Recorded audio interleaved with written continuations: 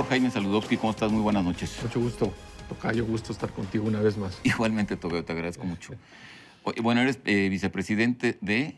ICOM Inteligencia Comercial, que es una consultora especialista en comercio internacional. Y ustedes están dando en este momento consultoría al Consejo Coordinador Empresarial sobre el TLC. Así es, sobre la modernización del TLC, al esfuerzo encabezado por Juan Pablo Castañón y Miguel y Moisés Calach. Ajá. Somos los consultores Herminio Blanco y tu servidor, sí, a través de ICOM Inteligencia Comercial. Bueno, y no sobra recordar que fuiste uno de los principales artífices o negociadores del Acuerdo de Libre Comercio, el Tratado de Libre Comercio en 1993-94, ¿no es cierto? Así es, fui subjefe, Herminio era el jefe y por supuesto liderados por Jaime Serra, que es el secretario de Comercio. Bueno, dicho eso, una vez electo Trump y una vez que todo lo que pasó y las declaraciones y los estiras y aflojas, etcétera, etcétera, etcétera, ya hay una visión más clara de lo que se va a negociar aparentemente y sobre todo pues ya está aquí en puertas la negociación. Estamos mejor que antes o de lo que se suponía que podía pasar, eso me queda claro, pero ¿cómo está? Sí, por supuesto, como tú bien lo mencionas, estamos en puerta de que inicie la negociación, que en sí mismo ya es una muy buena noticia, porque hace poco menos de 2 meses, a finales de abril, estábamos ante la amenaza de una decisión unilateral, medio caprichosa e injustificada por parte del presidente de Estados Unidos de denunciar el tratado.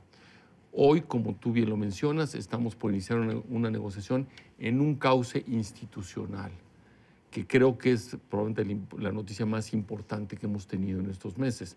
Un cauce institucional que tiene requerimientos, que tiene pesos y contrapesos y que tiene pues una normalidad ya de un proceso institucional, que es por lo que estamos por iniciar en las próximas semanas. Ahora una pregunta elemental. Este proceso de renegociación en determinados momentos y según, bueno, se renegocian una serie de capítulos del TLC, ¿va a tener que ser aprobado de nuevo por cada uno de los congresos de los tres países? Sin lugar a dudas. Todo parece indicar que es el caso. Yo no imagino hoy un escenario diferente. Al principio se contemplaba la posibilidad de que si las enmiendas o los cambios al TLC hubiesen sido muy limitados y en particular a un tema muy técnico pero muy importante de reglas de origen, que es el contenido regional que tienen que cumplir los bienes para moverse en el área preferencial, eso sí se hubiera podido hacer sin la intervención de las instancias legislativas porque el propio tratado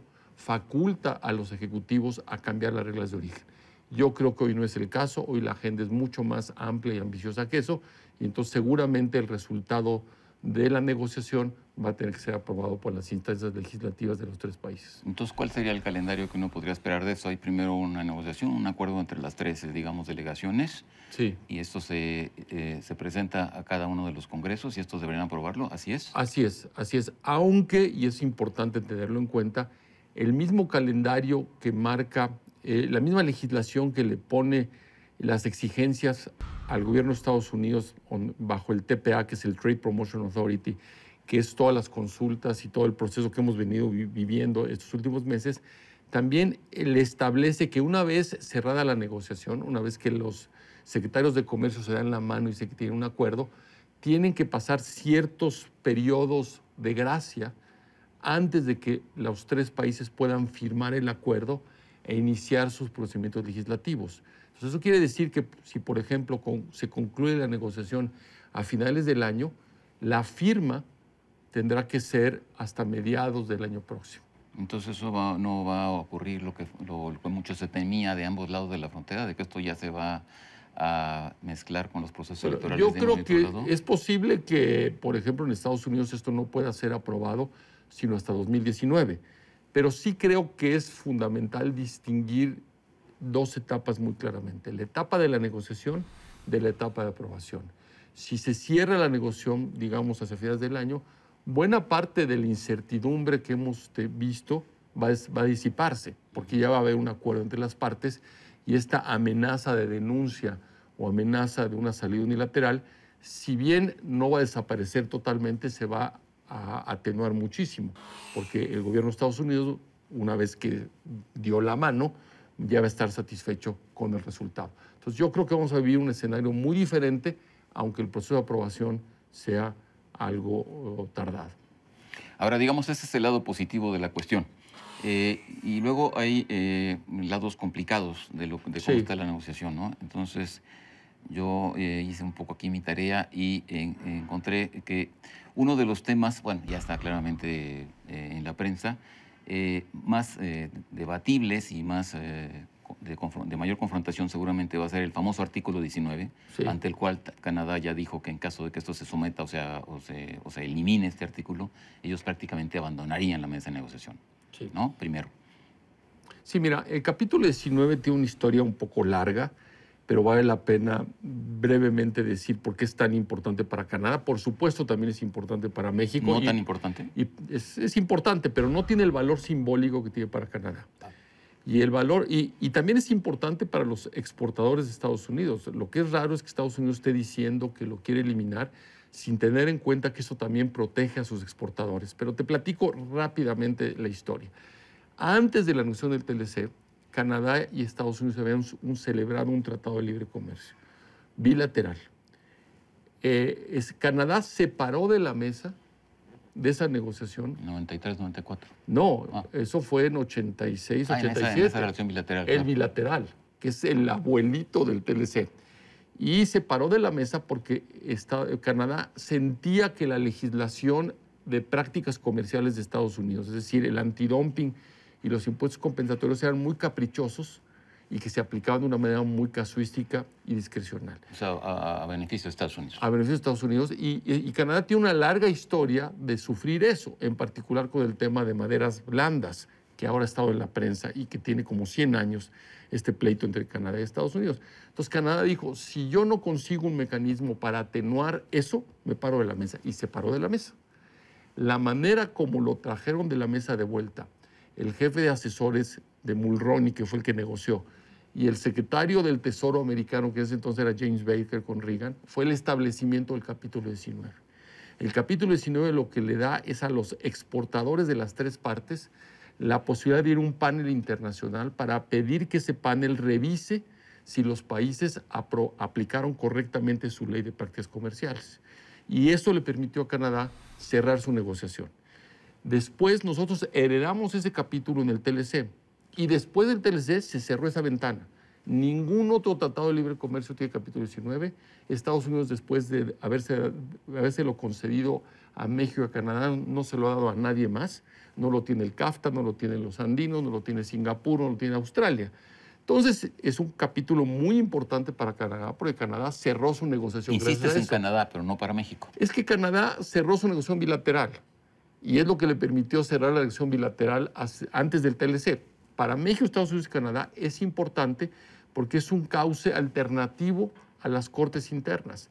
Yo no sé, te lo digo con toda franqueza y lo sabremos en unas semanas, qué tanto es una postura de negociación de Estados Unidos que sabe que le duele a Canadá para obtener otra cosa que le importa mucho a Estados Unidos en Canadá, que es el acceso de productos avícolas y lácteos que en Canadá está cerrado.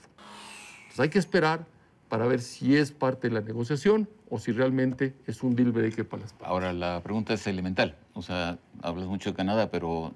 Para México es importante. Uno aprende en cabeza ajena. Si efectivamente a los canadienses les fue así, eran canadienses. Sí. Y la para México también es importante, lo ha usado. Grado tal de que se utilice, que se pueda formar una especie de coalición México-Canadá diciendo, bueno, o esto pasa o no pasa. Yo me imagino que este es un tema donde los intereses de México y Canadá están alineados. Habrá que ver cuál es la estrategia de negociación que siguen las partes en la mesa y realmente también cuál es el precio que Estados Unidos está dispuesto a pagar porque se quite eso. Y en tu opinión personal, con tu experiencia, ¿te inclinarías a que si esto efectivamente desaparece, el artículo 19, habría que levantarse o es algo negociable? No, yo creo que hay que esperarnos. O sea, yo no quiero prejuzgar porque, mira... No, sí. De los 5 temas que que mencionaste antes de entrar aquí, hay 2 que no son del Tratado de Libre Comercio. Que son... El déficit comercial y la manipulación cambiaria, que son temas macroeconómicos que se tienen que platicar en otro foro y que es parte de la retórica que hemos enfrentado de parte del gobierno de Estados Unidos. Ahora, la preocupación en el caso del déficit comercial es justamente que esto sigue siendo como el caballo de batalla y que entonces de ahí derivarían como unas estrategias y políticas justamente para estar sobre esto todo el tiempo. Pues sí, Jaime, pero mira, lo que yo veo con la parte del déficit es que es una gran ignorancia. Sí, eso me queda claro. De que esto es un resultado macroeconómico. Esto es resultado de que Estados Unidos gasta más de lo que produce y que tiene la fortuna de que tiene mecanismos alternativos para financiar ese déficit sin ningún problema.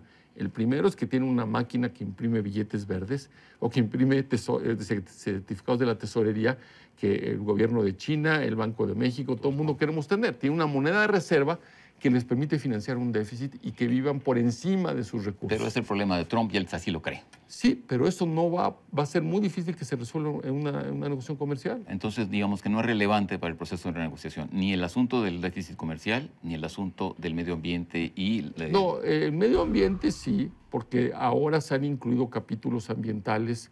Desde el TLC hubo los acuerdos paralelos y en la negociación reciente del TPP se metió un capítulo ambiental y laboral. Eso sí seguramente va a ser parte de la negociación comercial.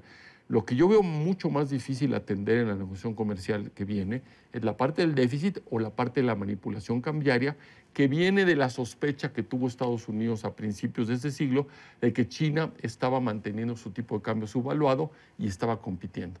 Yo creo que hoy ya no es el caso de la moneda china, que se ha apreciado sustancialmente en los últimos años, y por supuesto México y Canadá no tienen esas conductas, tienen tipos de cambio totalmente flotantes, y si tuviesen cualquier duda, falta ver lo que le ha pasado al tipo de cambio mexicano, que llegó a 22 y ahora ya está en 17.